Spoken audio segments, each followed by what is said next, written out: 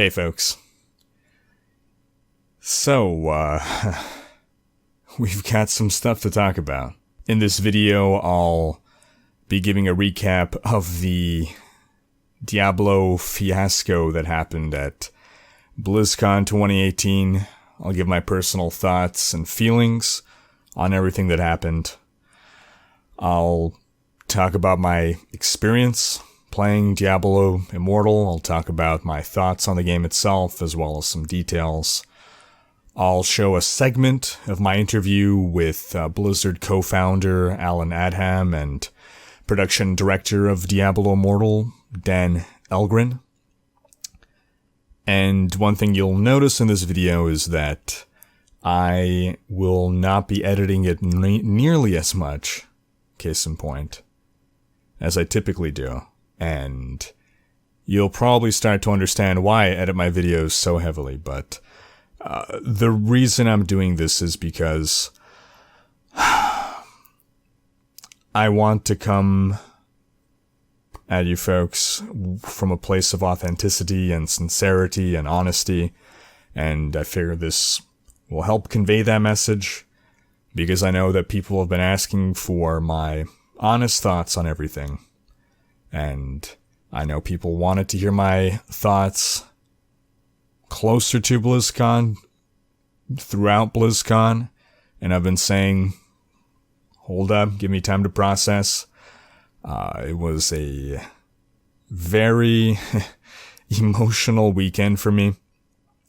These have been quite a rough few days, and I didn't want to just post a very reactionary and emotionally charged video. I wanted to process. There was a lot to take in. And I feel that it would have been a disservice to you folks to put up my partial thoughts without quite expressing myself in the best way that I could. And to that end, I want to apologize, because I know I said that going into BlizzCon 2018, I would be making videos on site, and that definitely was my plan going into BlizzCon. I was lugging around on my back 15 pounds of recording equipment on both days of BlizzCon. My back is still killing me, and I ended up basically not using any of it. Because after the opening ceremony, I realized I had to change my content strategy. I was really excited to go to BlizzCon and see whatever news Diablo had and be so stoked to create a hype video on the news and get that published like within an hour or two of the news happening. But just seeing what the announcement was and everyone's reaction, I just knew this isn't going to work anymore. So let's get into the talk of what happened exactly at BlizzCon 2018. So, opening ceremony, right? Now, we have heavily suspected at this point that this is going to be a good year for Diablo at BlizzCon. We see that the first panel post-opening ceremony on the main stage is a Diablo panel, so we're expecting this to be the biggest news of BlizzCon, because historically that spot has gone to the biggest news of BlizzCon. We had in August the community manager video come out and say that we got stuff in the works for Diablo, and we'll have more to share later this year. There was then a hint that it would not probably be Diablo 4, and we got clarification that it probably would not be Diablo 4 a couple weeks before the con, and that was a great message to put out. But regardless, we were still hyped for something Diablo at BlizzCon, with, I believe, pretty justifiable cause to believe that. So the opening ceremony, every other game, apart from Diablo, gets its little spotlight. And as segment after segment is going, we're sitting there and we're waiting and we're thinking, okay, when's it going to be Diablo? Are they leaving the best for last? And then every other franchise has had its chance to go up on stage. But then, introduced up to the stage is someone from classic games. the team that remasters games, the team that takes care of the old games, the team that remastered StarCraft. So at this point, myself and quite a number of other people that I spoke to are like, oh my god, is it really going to be a Diablo 2 remaster? They covered every other game. This is how they chose to position this in their BlizzCon lineup. And it comes up on stage, and the presentation comes up, and we see the opening cinematic from Warcraft 3. Which is awesome. I love that cinematic. I loved Warcraft 3. It was a Warcraft 3 remaster, and that blew my mind. They redid the opening cinematic in higher resolution, higher poly count. Like, they remodeled all the 3D characters. Like, they completely redid the animation. It was amazing. So I wasn't at all disappointed with that. But it felt kind of like a bait and switch. Again, you've done all the other franchises. We're expecting Diablo, classic games up on stage. So you've driven our expectations and then swept the rug out from under us.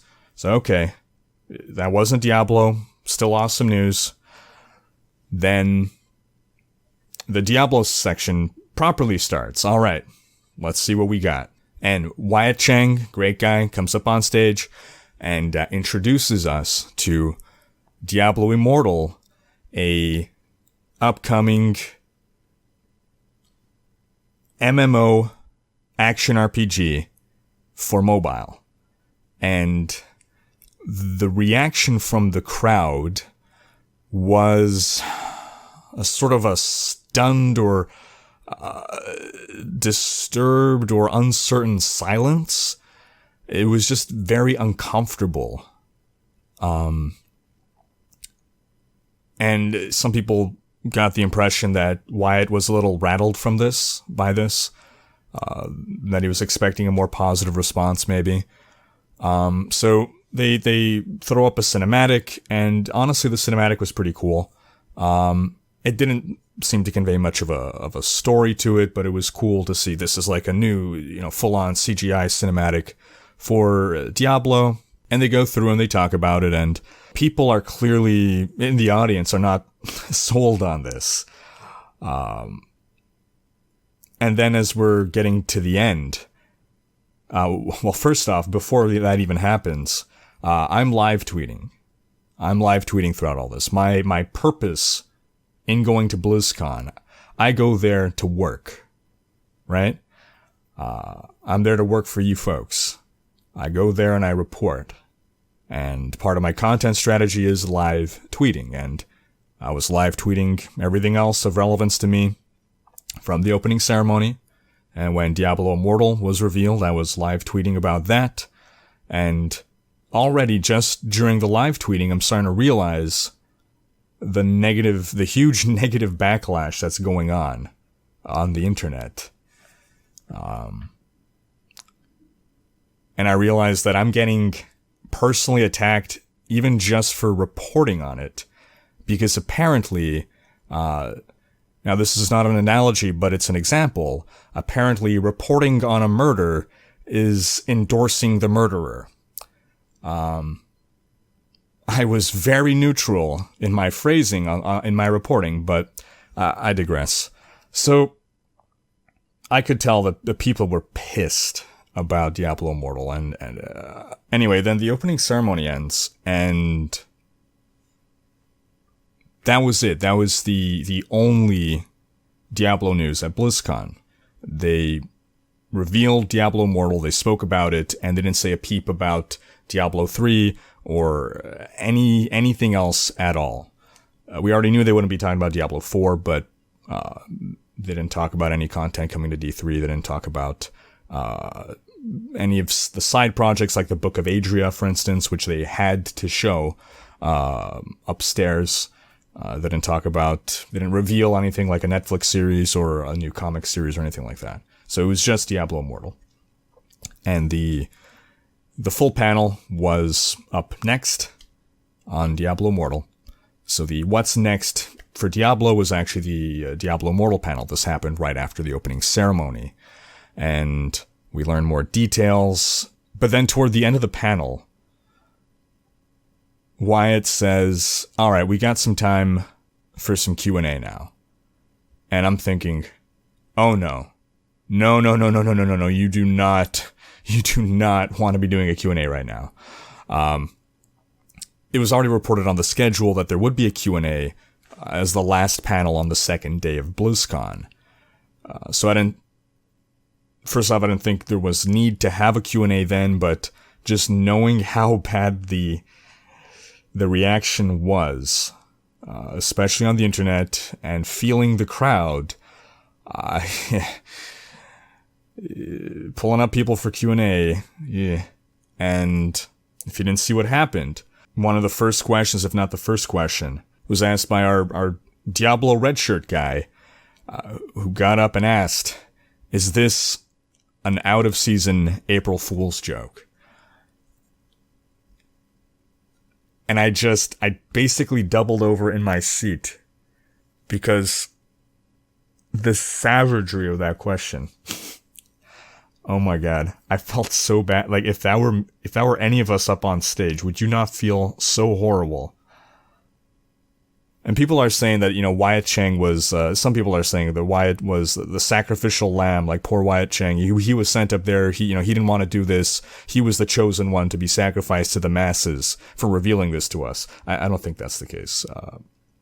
I'd like to believe that I have a friendly relationship with Wyatt, and from talking to him after, I believe he's genuinely excited about Diablo Immortal. I think he was very caught off guard by the severity of the negative response. But yeah, just imagine being up there on stage and being passionate and excited to show something, and then just ouch, it's everyone was hurting this BlizzCon. The fans were hurting, and believe me, Blizzard devs, Diablo devs were hurting. They were hurting a lot. No one is happy about what happened this weekend on any side of this equation. Now, before that question, actually, a really good question was asked, and it was my first question, was asked by community member Lord Fluffy, and he basically asked, is there any plans to bring this to PC?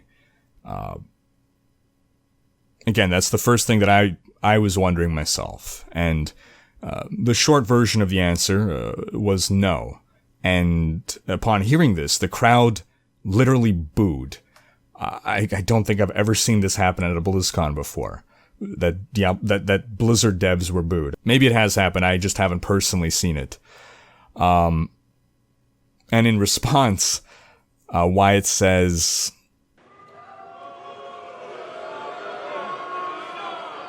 do you guys not have phones? Yeah, you guys all have phones, right? Now, I know a lot of people are taking this they've made a meme out of this, and it's sort of taken in a condescending way. And it's sometimes falsely reported that basically they were asked, is it coming to PC? And they answered, like, what's the matter? Don't you have a phone? I think Wyatt was just really surprised, and I think it came from a place of genuine, like, not not understanding. Again, though, I like Wyatt. I have to admit a personal bias there. So, moving on. By the time the panel was over,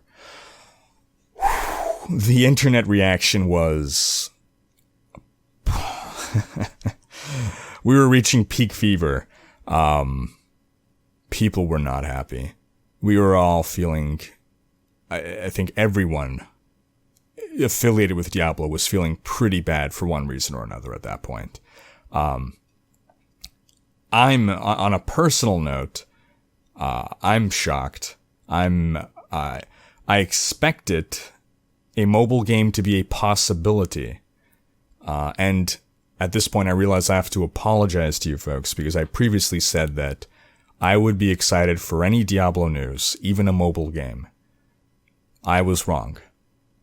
And that's because when I would think about a Diablo mobile game, what came to my mind was not a full Diablo game for mobile and only mobile. I was thinking of some kind of small game like Fallout Shelter and Fallout 4, for instance. I'm going to use this analogy a lot. I have, and I will continue to.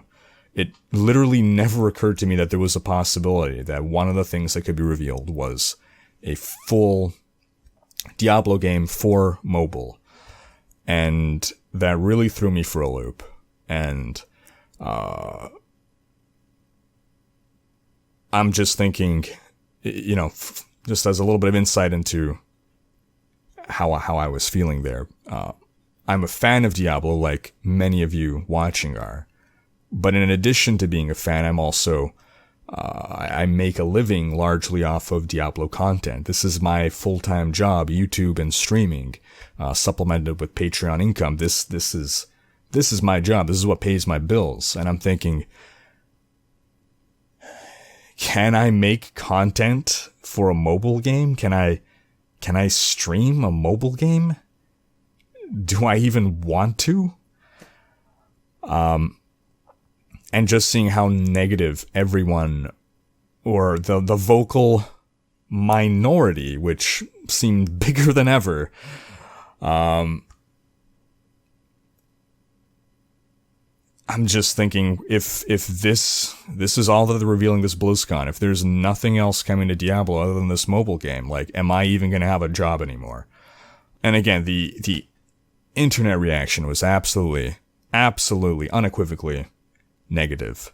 The Diablo subreddit, because I spoke to some of the awesome Diablo subreddit mods, Menegis, Thunderclaw, and I Bleed Orange, they had to literally lock the subreddit for a couple hours because of how much I have to censor myself, because if I say one swear word in a YouTube video, I'll get demonetized. The absolute...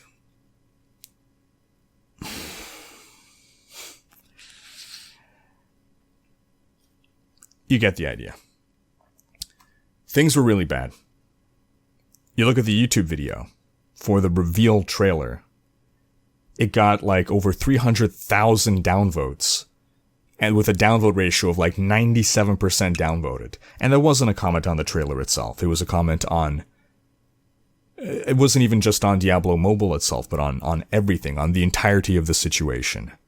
And allegedly, there was some shenanigans going on where the video was delisted, or they like re-uploaded the video and in different ways. It just seemed like they were trying to futz with the numbers. Like, they wanted to get rid of all the downvotes, so they just sort of put up a new video, and they did this a few times, and they were like removing perfectly legitimate comments as well. Comments that were not vulgar or outrage, just negative comments, but still nothing that seemed like it should have been censored. And this just stoked the fires. This was absolutely a terrible move. I know it was done as a form of damage control. If this is what happened, it was done as a form of damage control to try to be like, okay, we're just getting an influx of negativity. We'll get rid of that. Those angry people aren't going to downvote again. Oh, they downvoted a lot more. That was quite a mishandling of where things were going. People were mad. People were very, very mad. I'm shell-shocked at this point.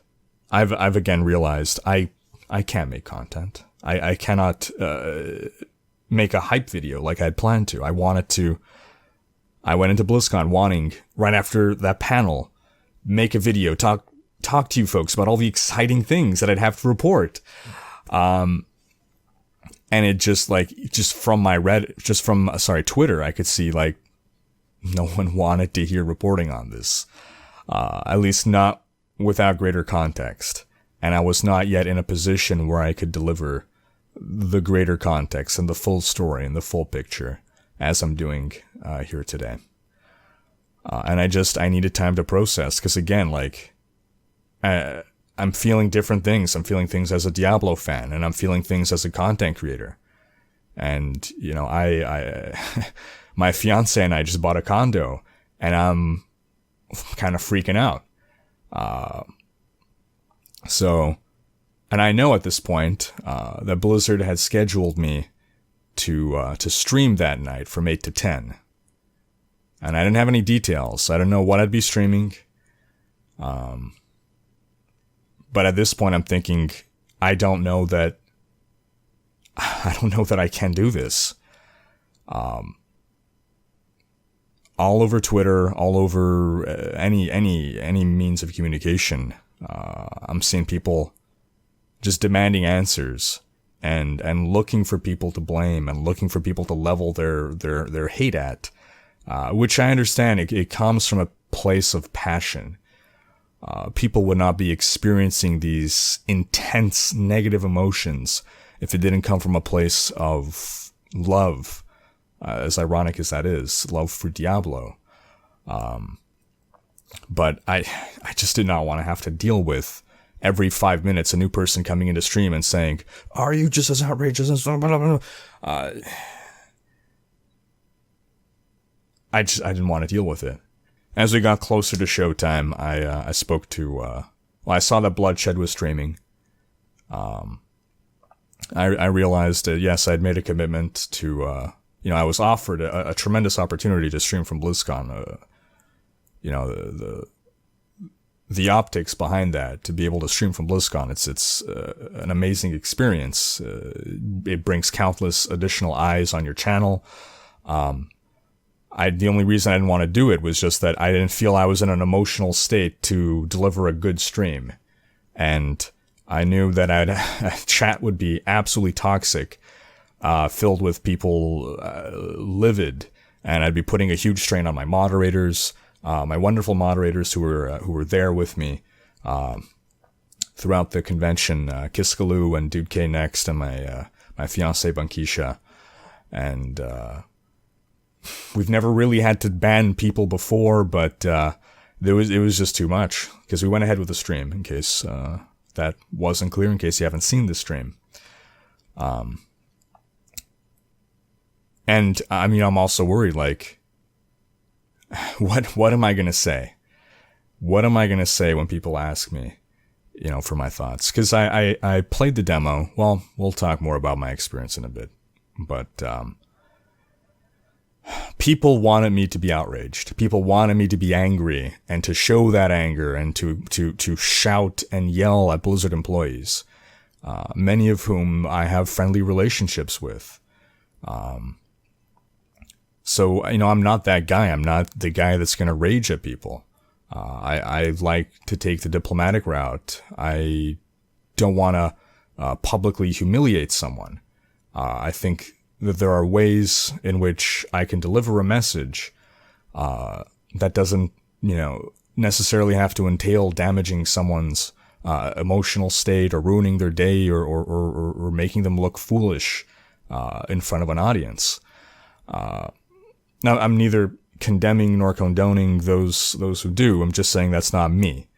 And I know that a lot of people take entertainment value out of seeing these emotional outburst videos. I'm sorry that that's not me. But I was very emotional that stream, and if you watched my stream, you definitely saw me in a state that was very different than you've probably seen me before. And again, it was a culmination of things. It was a culmination of the announcement, of the negative reaction, of just seeing how in pain the Diablo community was. It just sucked. Everything about the situation sucked. Just, the devs are in pain, the players are in pain, everybody's hurting. This was like a mourning. M-O-U-R. And my big concern was actually that the community might be broken now in an unrepairable way. I truly hope that's not the case, but that is a serious concern of mine. that we've crossed the Rubicon, that there's no going back, that... Again, I hope this isn't the case. But I've never seen the Diablo community so upset. And I've seen the Diablo community upset plenty of times. Oh, yeah. And I normally am able to bring out the positivity in things because I normally think that while the feelings are justified, that there is a degree of overreaction and there is a sizable amount of good that I'm able to find in things. But this was on a whole other level that, I don't know. I'm getting a little disjointed in my story here, and again, this is why I edit my videos so much. Prior to going up on stage, I expressed to community managers my concerns. I spoke to Lash's new community manager for Diablo 3, who's been very, very good to me, and I expressed to her, like, hey, I might not have only positive things to say. Like, I know you're inviting me into your house to stream. It's on my channel, but I'm at your venue, right? And I wish I could have been like super positive about everything, but that's not how I'm feeling, and I don't want to disrespect you in your own home. But, is it okay if I respectfully bring up, if I'm respectfully honest? And she said absolutely yes, that, they're absolutely open, that they're totally fine with that, as long as it remains respectful, that they're fine with that. And so that was some reassurance in me going up on stream and knowing that Blizzard wouldn't be mad when I'd have to be honest about things. And then, to be fair, it wasn't all bad. But if you watch the stream, you see I sprinkle in my thoughts throughout. But I'm also there, to do a job. Blizzard invited me there to stream because, in case I didn't mention, I was streaming Diablo Immortal. Some people were streaming Diablo on Switch. They put me on the Immortal station, which was a pretty short demo of about, maybe you can complete the content in like 15 minutes, and I had a 2-hour spot. There were 3 classes so that I could go through the content on one class, the second and the third, 45 minutes of content, and then I have another hour and 15 minutes to fill, wherein I just basically, I replayed, the same content, but instead of going through the content, I just went around killing as many monsters as I can find, and until the demo ended, which is a thing that happens. I guess at this point I might as well express my opinion on the game itself. Or maybe first I'll mention, throughout the stream, Brandy came up and Wyatt came up, and I was very appreciative of that. Because one thing that I didn't want to have to deal with, which is very unusual for me, is I didn't want to have to deal with the chat. I am normally a streamer that is super engaged with my chat. I will read any message and every message that is addressed to me, to the point of delaying my stream in order to get caught up on all of the comments, because I value what you folks have to say. And this was not an instance of me not valuing it. This was an instance of me knowing that this is going to be a whole lot of upset people. Because that's the thing as well. I'm accustomed to frequently getting the same questions asked over and over throughout stream, and I'm totally okay with answering those. But just to constantly be addressing and trying to go, I knew that they would be trying to goad me into an angry reaction. And I knew that they would be unhappy that I'm not gonna, talk smack, because I can't swear, about, Blizzard and Blizzard's own house. I don't think that's a professional thing to do. I think you can voice a negative opinion. But I think that's very different from pulling a temper tantrum. And again, this isn't passing judgment on anyone. It's just that I value my future career, be it with Blizzard or anyone else, because if I pull an absolute temper tantrum on Blizzard, you think any other company's going to want to work with me? It's not even about my relationship with Blizzard. It's about my integrity as a professional, right? You know, if I want to have a future in this field, be it with Blizzard or anywhere else, and I'm the guy that, like, went all nuts at BlizzCon, no one's going to want to hire that guy. Sure, it makes great entertainment, and hey, as long as YouTube's around, which, who knows, yeah, as long as you can make a living off of being that crazy guy and people are going to support that, that's great. But this whole YouTube thing, for anyone, even PewDiePie, can disappear at any point. This is not a stable career path, and anyone who doesn't have plans on how to continue their career post YouTube needs to start doing so. You know, we live in an age where a potential employer is going to see a Facebook video of you drinking at a bar and might not hire you because of that. I'm not saying that's cool or okay. It's garbage, but this is the era that we live in. Plus, that's just my brand. I believe I'm a respectful person and I want to act respectful, but that doesn't mean I'm not going to criticize. And I definitely did bring up some stuff on stream, but when during the stream Brandy and Wyatt came up, you know, again, I have a friendly relationship with these people. People ask me, why didn't you ask them any tough questions? What am I going to ask them? What are they going to say? Anything that I could ask that people wanted answered, they're not going to have answers for. It's just going to make the situation awkward and uncomfortable. And I'm not interested in winning like internet points just because, hey, I asked the question that, you know, made him stutter. Brandy's a community manager and she's very good at putting out a controlled message. So we're not going to get any info out of her that she isn't already prepared to deliver. When she did actually drop a little nugget on us during the stream. This one right here. I will say we've got some stuff coming for D3 for next season. We'll have more to talk about later. Honestly, what it came down to is I'm in the process of working on like some blogs and things like that, and I just could not get them done before BlizzCon, so they had to wait until after BlizzCon. But we're not done with D3.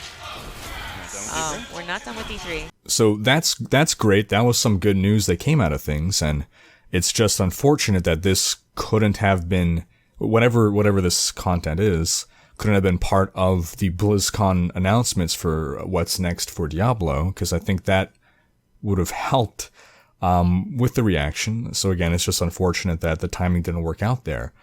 And then Wyatt came up, and I think part of the issue is that people thought that like these were official interviews, which they weren't. This was me speaking with the community managers ahead of time and them proposing, hey, you know, would it be cool, or how would you feel if, you know, Brandy would come up and maybe we could even get Wyatt to come visit you. This was in no way painted as an official interview. This was really painted more as like, you want some emotional support up there, have someone there with you to help give you things to talk about, help some conversations. So I'm not going to go ham on these people with interrogations and you know, basically make them leave. Like they're doing me a favor by coming up and not making me face chat alone for 2 hours. And believe me, chat was not kind to them. So they did not have to come up on stream with me. They knew that they were walking into Lion's Den. I tried to get them to not look at chat, but I know they saw some really hurtful things. Like one dude literally told me, like literally typed in chat that I should stab Wyatt. I also didn't ask them any tough questions because I knew that I would have I had a scheduled interview for the next day. So I knew I would have an opportunity to ask questions, get answers in a venue where the interviewee would be expecting to be interviewed. I wouldn't be just ambushing them with questions and a sort of a gotcha. So I wasn't overly concerned with, doing more than just kind of make conversation. So anyway, day one ends, and it is just, everyone is unhappy. Everyone is unhappy. The people that I spoke to on day one and day two, on Blizzard side of things, on the community side of things, just everyone is really bummed out. And I did my best to communicate to the Blizzard employees that I spoke to, how I think things could have gone better, what precisely the disappointment was, because my biggest concern about BlizzCon 2018 is the growing feeling from the community that Blizzard has lost touch of what their fans want. It's sort of that Principal Skinner meme where, am I so out of touch? No, it's the gamers that are wrong. Just to think that the news as it was presented would have gone over well with the audience that it was being presented to at BlizzCon, it just smacks of a certain tone deafness. And it's not that we wanted Diablo 4 announced. It's not that. And I think some of them think that it's, oh, well, they're just mad because they wanted Diablo 4 and we didn't have Diablo 4 for them. It's really not that. It's that your BlizzCon audience, right, consists mostly of hardcore fans, mostly coming from PC. Now, console has been making its way into the Blizzard fold, but specifically with regards to Diablo. Diablo is a franchise that has been around since the 90s for over 20 years now. What is it, like 22 years? And historically, for the vast majority of that time, it has been primarily a PC franchise. And even if, even saying that there are some console gamers there too, we're still not mobile gamers. Hearthstone maybe has built up a significant or a noteworthy mobile fan base. I don't know. I don't play Hearthstone, but it's on mobile, so I can only assume. No other Blizzard game is mobile. So to have a BlizzCon in which it's pretty expected that Diablo is going to be the main franchise, to start hyping in August that something's going to be revealed, but that it won't be D4. To position the reveal the way it was positioned, and to not expect the audience to be upset, it's I'm sure that if they ran this by anyone outside of Blizzard, they would have told them that this was a terrible idea. And it's not even that the mobile game is a terrible idea. It's really not. And I know I'm losing some of you here. Bear with me. The anger, in my opinion, is that Diablo fans have felt starved for a while, neglected for a while. And we feel that, oh, we're finally getting something. And then it's a game on a platform that most of the hardcore fans are not receptive to. We're mostly PC gamers. And the rest of us are mostly console gamers. So had they had literally anything else to show alongside Diablo Immortal, I think this would have gone over an order of magnitude better. It's not that it was a mobile game, it's that it was only a mobile game that they announced and didn't have anything to say at all. So it's sort of like the fans, the hardcore fans, paid money on flights and hotels to get their butts at BlizzCon, sitting in there, or they bought it back at home virtual tickets because they love Diablo, they love Blizzard, and they're excited to get Diablo news, only to realize, oh, well, this isn't for me.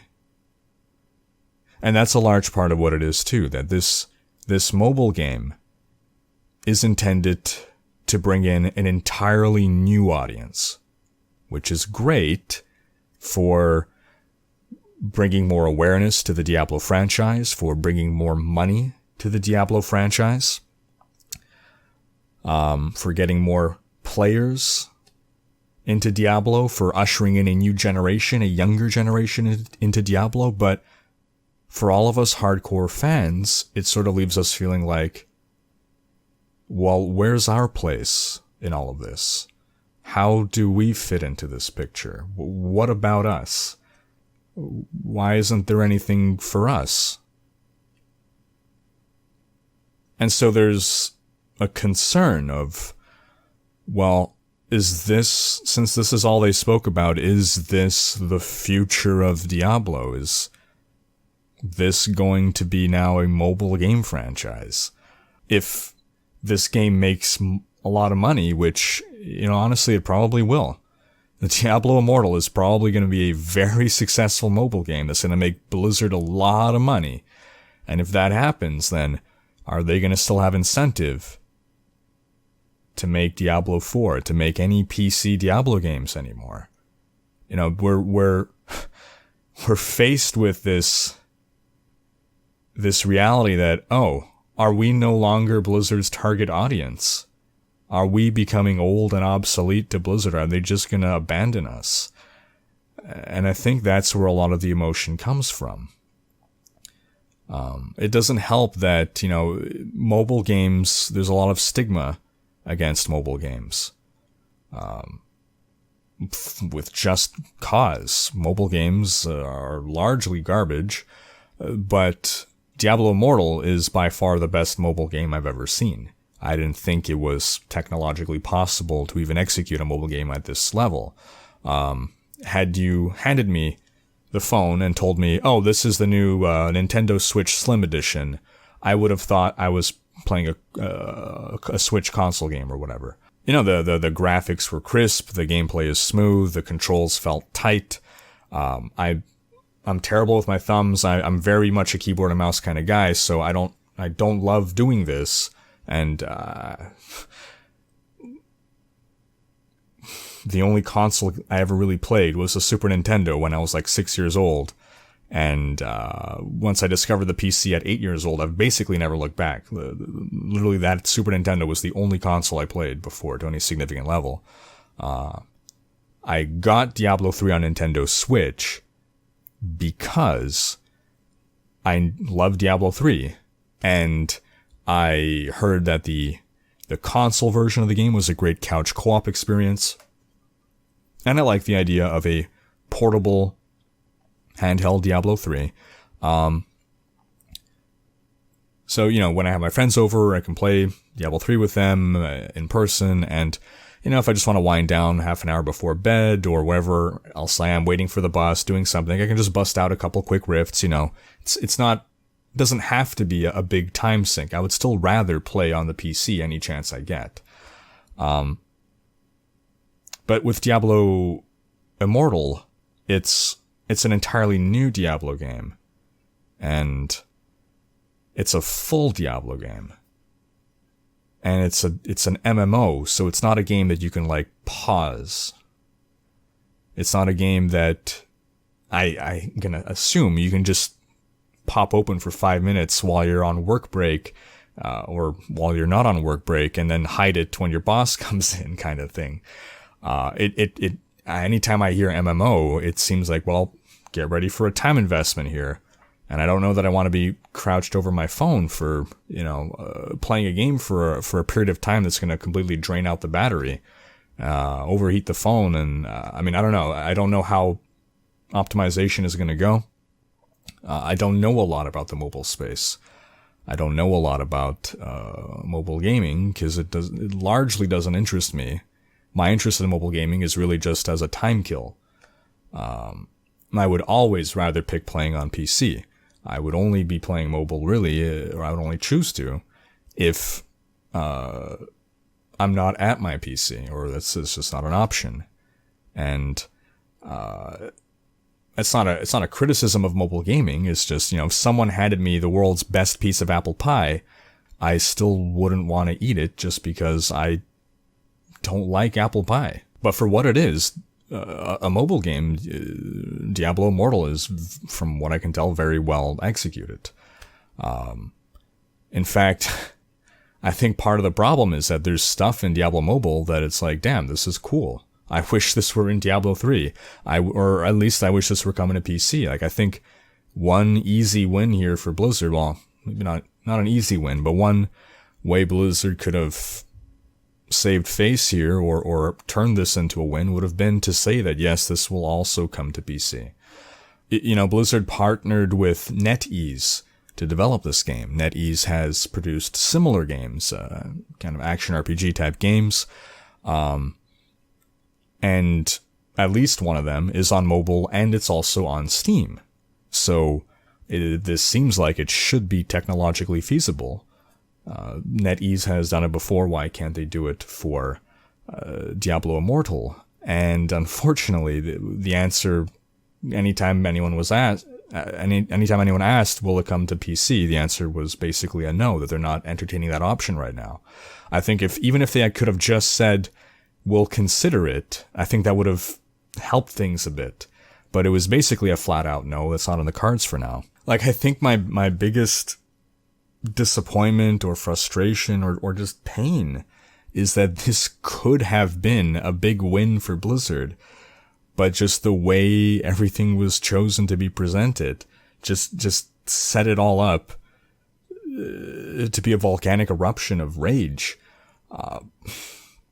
I honestly believe that had they just teased Diablo 4, even by just tossing up at the end of that, at the end of the presentation, literally just a 4 up on the screen for 3 seconds, the crowd would have gone ballistic.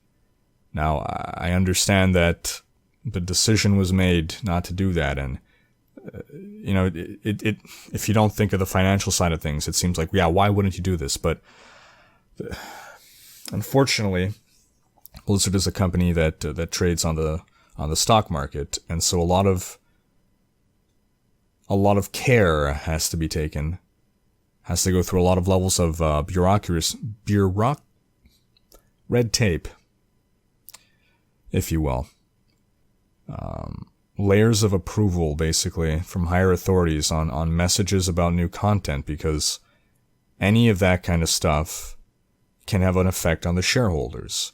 Any word of new content can affect the stocks. So, even let's say they saw the reaction, right? What we saw on day 2 was Wyatt come up on stage, and for the second panel he said, he stressed we have multiple teams working on multiple projects. This was repeated by a number of Blizzard employees, including in my interview with Alan Adham. He stressed that again.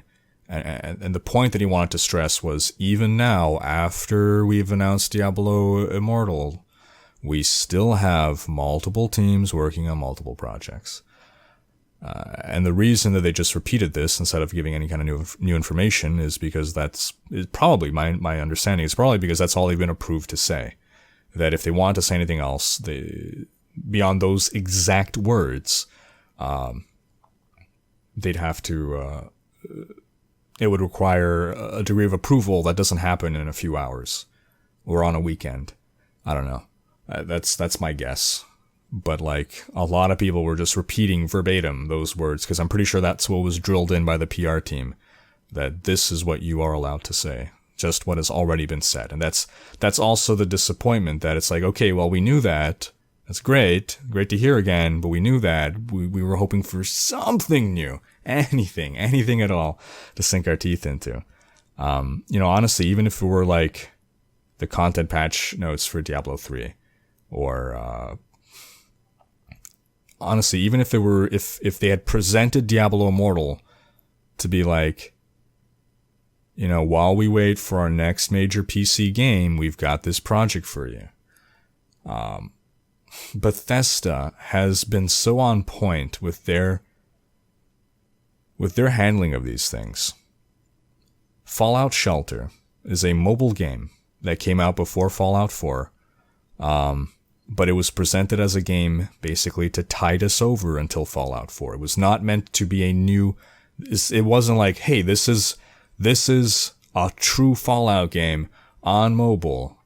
It was, here's a fun game. It'll keep you busy until we get the real game to you. And I really enjoyed Fallout Shelter. It's like I think it's the mobile game that I've enjoyed more than any other, that I played more than any other. But it's a game, like, to me, a good mobile game, at least for my personal interest, is a mobile game that, you can pop it open for a bit, a few minutes, tap some buttons, and then put it away. You can be interrupted without consequence.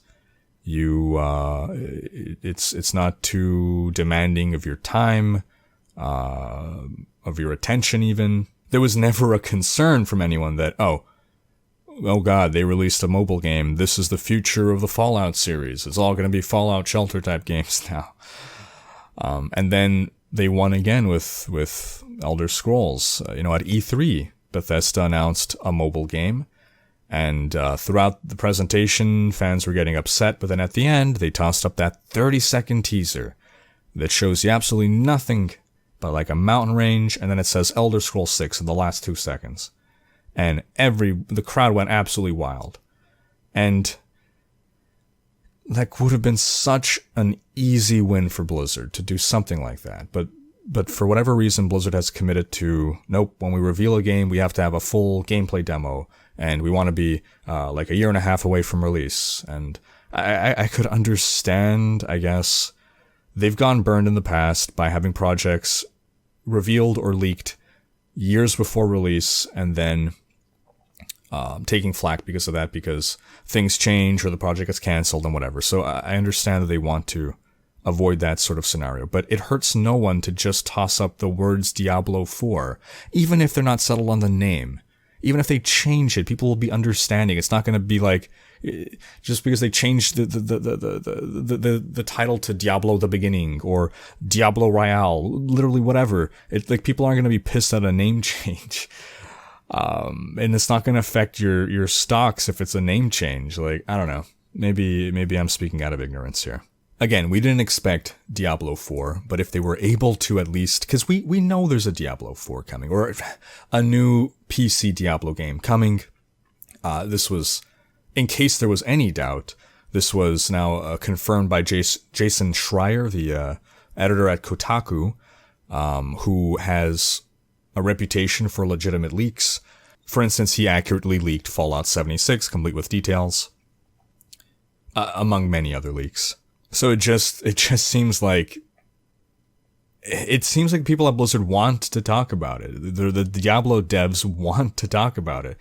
I know, like, the community manager Brandy, like, she has to control the messages that go out, but she's dying to share things with people, and she's excited when she's able to. I'm sure all the Diablo devs feel that way, like, to be working on something and know that people want it and want to hear about it. Like, you'd be bursting at the seams to tell someone. But the corporate side of Blizzard, for whatever reason, made the decisions it made. And now we're in the position we're in. Maybe if this were revealed at a venue other than BlizzCon, things would have gone better. Maybe if this were revealed at, Gamescom, or even just randomly throughout the year, I don't know that people would have been as upset.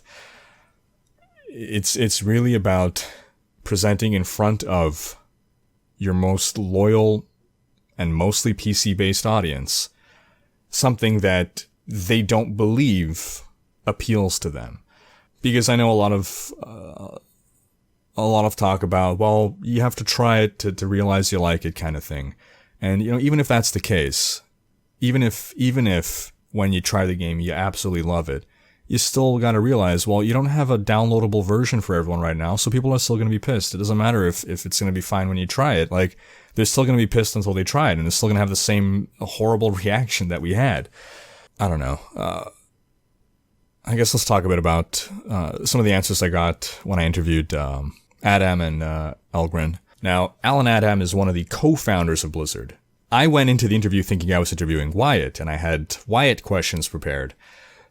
Then this was kind of thrown at me that, I'm actually interviewing, like, one of the head honchos of Blizzard. Like, one of the, at this point, one of the, like, 2 ultimate authorities. Or with respect to seniority, like, there were 3 co-founders, Mike Morheim, Frank Pierce, Alan Adham. I'm interviewing Alan Adham. So now I'm thinking, okay, well, now I have very different questions. I tailored a lot of my questions to basically try to find answers that would appease us PC gamers. So here's a section where he talks about PC gaming. We are working on many different things across many different platforms, across all of our IPs. Mobile is a thing for us going forward. Large parts of the world, mobile devices are their primary, and in many cases their only gaming device. That is in addition to our desktop business. So when we think about PC and console, we are still diehard PC and console fans. And so these new mobile endeavors, they are in addition to our traditional business. We are not abandoning that. We have many new things coming in PC and console, including new IP development and reimagined games using the IPs that people know and love. So that was a degree of reassurance that he still voices a commitment to PC. And I know some people are going to react to that like, you can't trust what he says. Well, if we're not going to trust what the people that we interview say, then why do we even bother, right? If you're not going to, sure, anyone can lie about anything, but then it's not even worth discussing. So we're going to work from the assumption that everything being said is honest and truthful. Here's the part where I asked again about, is there anything you can say to reassure us PC Diablo fans? And he had this to say. I'll say it in another way. So we have not forgotten our PC and our console audience with the Diablo franchise. I think Brandy said it a few months ago, our community manager. The forges continue to burn hot. I think in the blog post we worded it as good things come to those who wait, and evil things sometimes take a little longer. Mm-hmm. So you can rest assured we love Diablo as much as you do. Your passion for that franchise, even though it comes out in interesting ways sometimes, is what drives us. It's what motivates us, and we continue to work incredibly hard. And we do listen to our fans. We hold our fans very close. We care deeply, about our fans, and want to make sure that they get those amazing products and that they're quality products. And it holds true with Diablo Immortal. We want to make a strong game on the mobile platform, an authentic Diablo experience. I asked them about a particular, I don't know if you can call it a rumor or what, but people are saying that Diablo Immortal is just a ripoff or a reskin even of one of NetEase's other games. People were pointing to Crusaders of Light, but that actually doesn't look much at all like Diablo Immortal. It's more so Endless of God over here. Bears a closer resemblance. I'd say it's mostly in the UI, but I mean, if you look at various action RPGs over the past 10 years, a lot of them do tend to look similar in many ways, but this is what he had to say. For sure, I'll respond to that. So, no, there's no truth. I saw that story last night too, so there's no truth to that story.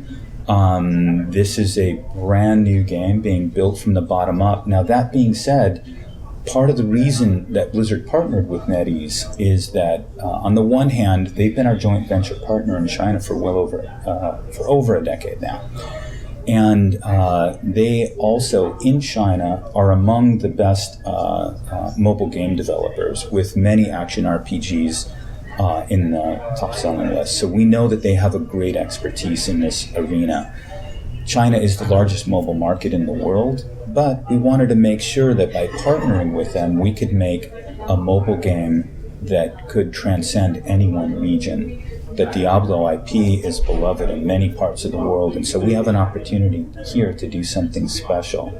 Now, some of the game mechanics that you'll see, they do take inspiration from some of the NetEase products that have come before, but that control mechanic in the East, the virtual joystick and the kind of splayed buttons on the right side that let you use skills, that's common not just in NetEase projects, but in many projects in Asia. And it actually, once you get used to it, it feels amazing. And so we kind of have an expression at Blizzard we teach our designers. We say, better is better, which is shorthand for don't change things just to change them. If you change them and it's worse, it's different but still worse. So if doing something the same as it's been done is the best, well then better is better. And this is an example of that. It feels very natural to anybody who's familiar with that, but it also is the right way to do this. So when you see some kind of overlap with how not just NetEase titles, but all of the Asian titles, it's because that's evolved to what the mobile market, a large majority of the mobile market around the world, feels like is the best control mechanic. But it is a brand new game being built from the ground up. I just want to reiterate that it is being built from the ground up. All the mechanics. Sure, we're taking inspiration where appropriate, but we're building this up for a mobile platform from the ground. So it's taking into everything we want for the Diablo and then the essence of Diablo to be there, as well as taking the inspiration where appropriate. We're gamers. We play lots of games, and we want to bring that passion and those great mechanics over.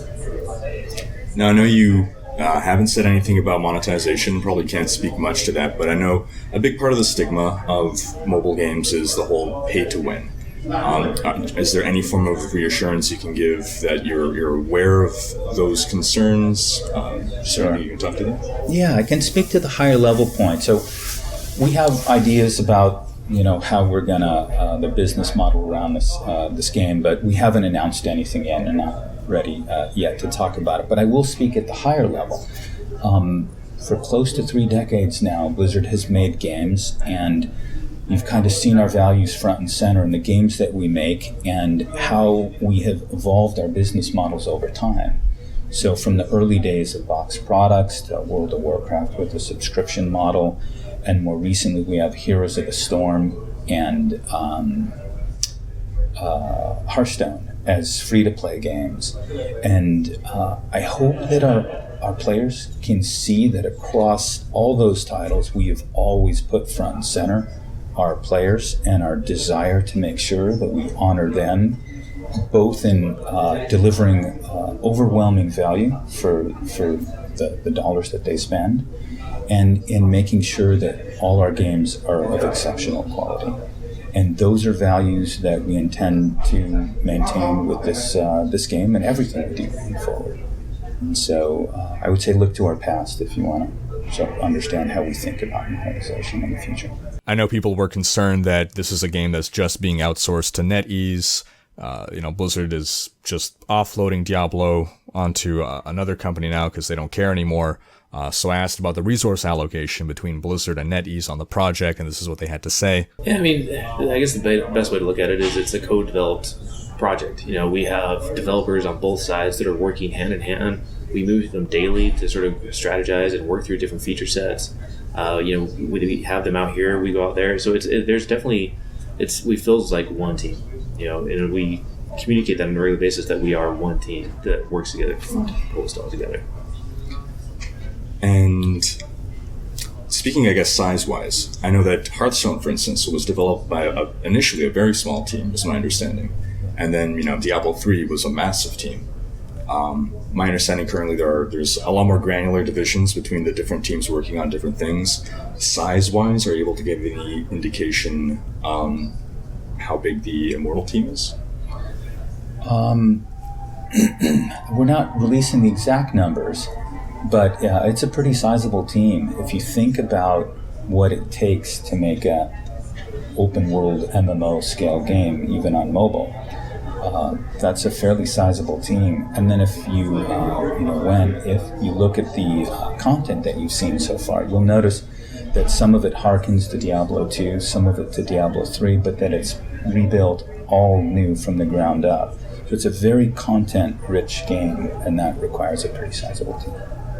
Ultimately, we'll put the right resources on the project to make the right game. And that'll fluctuate over time as those resources are needed to make that content. Now, again, my full interview will be posted at a later date. And again, that's how my day 2 of BlizzCon started. When we got to the panel, the Diablo Immortal panel, which was the very last panel of BlizzCon, there was definitely a tone shift in the audience. It seems that there were more supportive people in the audience. There was more applause, more cheering, just general support for the developers. There still definitely were some unhappy people in the crowd. There were people trolling with posters. I think the applause and support was mostly sympathy applause. But, it could also be just people being more supportive of the game after having a chance to try it. Because, again, I have to admit that for a mobile game, it's better than I thought a mobile game could ever be. I spoke to dozens of people. I'd say 99%, or maybe all but one person, had nothing bad to say about the game. The worst thing that people had to say about the game was really like, it's a good game, but it's not for me. I'm just not a mobile gamer. And there were a number of people that definitely felt that way. Honestly, even one of the people that was most opposed, most upset by the news, and everything that went down, acknowledged that it's a great game, and it's going to make Blizzard a lot of money. It's just that it seems that, okay, they're targeting mostly the Asian market and younger people, I guess. I spoke to this couple, and they said that, yeah, like their son, he's an adolescent or something, tried the game, and or a teenager, I don't know, he tried the game. He never, he was never into Diablo before, but he loved playing it on mobile. You see this with Fortnite, for instance. It opened up a whole new audience to the game. On a personal level, like I've only had a mobile phone for 3 years now. Before that I had my Nokia brick. And this has fundamentally changed my life in a way that I knew would happen. I just was not ready to embrace it. Not that I wasn't ready. I held off because I knew that once I would get this, then this would be glued to me at all times. And it has been, and it has improved my life in many ways, but it's also, changed my life. And, I think change is scary to a lot of people. And it seems that Blizzard believes that this is the future of gaming. Maybe not the only future, but this is going to play a huge role in the future of gaming. And if you look at the metrics, the numbers are there to support that. The money is there. And I think that a lot of us just don't want to accept this. Do I want to be doing this? I like the keyboard and mouse interface. I like having a big screen. I didn't spend hundreds and thousands of dollars on computer hardware to play on a mobile, I don't know. But honestly, a big part of it is really just preferring the interface, keyboard and mouse. I used to get blisters on my Super Nintendo. And after streaming Diablo Immortal for 2 hours, I didn't get a blister, but my thumb was starting to get irritated. I'm just not accustomed to doing these motions. That said, even for someone who was hopeless with a controller, I have to admit it controlled smoothly. It was crisp. It felt good.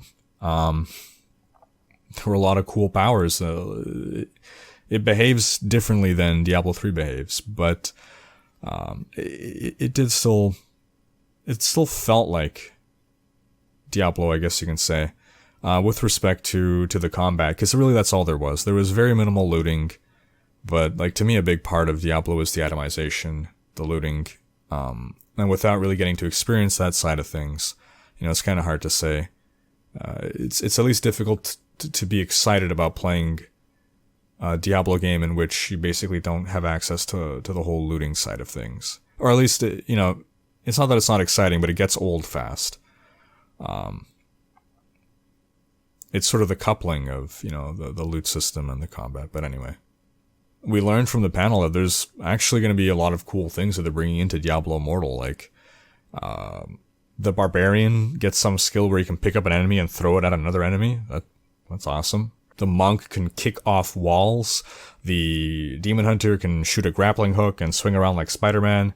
You've got some, a lot of returning skills.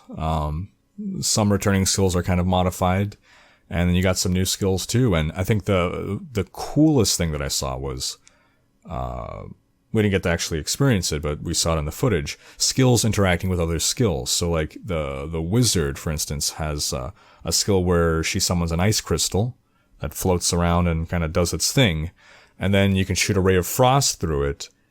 And if you do that, this is, two completely independent skills that perform very well on their own. But when you shoot the ray of frost through the ice crystal, it splinters off and can hit multiple targets. Like, that's super cool. And the point of, I don't know if frustration is the word, disappointment is that, well, I wish Diablo 3 had this. Like, why can't we get this on PC as well? And I think things would have been received a lot better if it was a game that you can play on mobile and you can play on PC and your accounts are connected, right? So I'll be playing the game on PC. I'm playing Diablo Immortal on my PC, and then I have to log off and take the bus to work, and now I log on with this, and hey, I'm continuing where I left off on the same character. That would be so cool. And the PC crowd would not have felt left out, left in the dust. Looking at the art and stuff, it does look like they're trying to keep going with that darker tone, a little bit more Diablo 2. Actually, a lot of the game does seem to be kind of a cross between D2 and D3. Which is fitting since that is a time period that it takes place in. We're going to explore a lot of the lore of what happens between those two, and I'm excited for that, the lore. Even if I don't play the game, I can still follow the lore, I suppose. We see some, there's a whole mixture of new and old in it. We see some new zones, some old zones. We get to revisit the Forgotten Tower from Diablo 2, fight the Countess again, because she's been respawned or whatever. She's back. And everything about that looks really cool. The Forgotten Tower itself and the Countess all looks very dark, very grim, very gothic. So, I'm definitely happy with that side of things. Again, I think my biggest complaint is that it's not coming to PC. It makes me kind of sad, but the silver lining, I suppose, is that seeing what they're making and hearing the thought processes behind the development decisions, this is helping to inform our opinion on what they're doing with Diablo 4. Oh, and Deckard Cain is back. He's still alive and younger, so there's that. It also wasn't a very easy game. I'm not saying it was difficult, but it was more difficult than Diablo 3. You play through a little, we'll call it a bounty, basically. Get to explore a couple different zones and fight a boss at the end. And the boss is not easy. He doesn't go down in like 10 seconds. It's, he's got phases, and he seems like a pretty, I'd liken him to the Skeleton King, I suppose, in Diablo 3. But yeah, like, it takes a 4-man party to take him down, ideally. And if you're going in there solo, it doesn't scale. So you can solo him, but you can't just be mindless about it. You gotta play smart, dodge his attacks, attack him, and even then it's quite a long fight. Now, the fact that it's an MMO, there are open world portions and instance dungeons, and I'm cool with instance dungeons. I'm not a fan of open world stuff in general. It's one thing that makes me dislike MMORPGs. So it's not a criticism of, like, I'm not saying it's something that's bad. I'm saying this is my taste. I personally don't like the open world stuff. It's not that I'll refuse to play it, but particularly in Diablo, I feel Diablo just doesn't work well as open world because, I don't know, to me Diablo is about me and my party by ourselves going out in the world and fighting hordes of demons. It's not about me and random people everywhere helping to fight back demons. I feel an MMO diminishes your significance in the world and your contribution. Diablo always felt like a very personal journey, and even when you're playing with other people, personal as in this is my party of adventurers going out in the world, and we are the only ones that stand between destruction and salvation. The world is a dangerous, hostile place. The only NPCs out there are little weaklings that need our help. It's not, oh, I'm running around and then suddenly some, like, level 1,000,000 guy comes by and kills everything and loots everything before we can get it. And then it's like, oh, my quest was to kill 50 of these guys. You just killed 30. There's not enough left. I have to wait for them to respawn. But, maybe that's the future.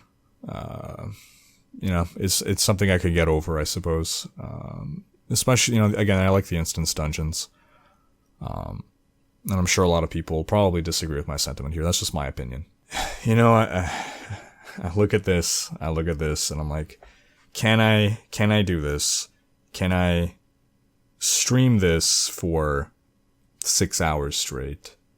Can I make YouTube content for this? Can I be passionate about this to the point of wanting to make content and stream content? And I don't know. Mobile probably is the future. A few years ago, YouTube advice was pushing to make your videos more accessible to mobile. Mobile is rising. And I was like, who wants to watch YouTube videos on a little tiny screen? Who's going to do that? No one's going to do that. Who cares about mobile? This is not a thing that's going to happen. At the time, like maybe 5% of my viewership was on mobile. You look at the numbers today, 35% of my views come from phones. So I think that about covers everything. Overall, my disappointment is mostly that this could have been handled better. It saddens me tremendously to see the community in this state. For us to be all sad, for everyone to be sad, including the developers, just no one is happy right now. And this seems like it could have been avoided with some just different decisions on how and when and where to present Diablo Immortal. So that's that. That's my rant. That's my ramble. That's why I edit my videos so much. Thanks for watching. Thanks for your patience. Thanks for your understanding. I'm gonna thank you folks for your support, particularly on Patreon and Twitch, and I hope for a brighter future for all of us. We'll see what happens.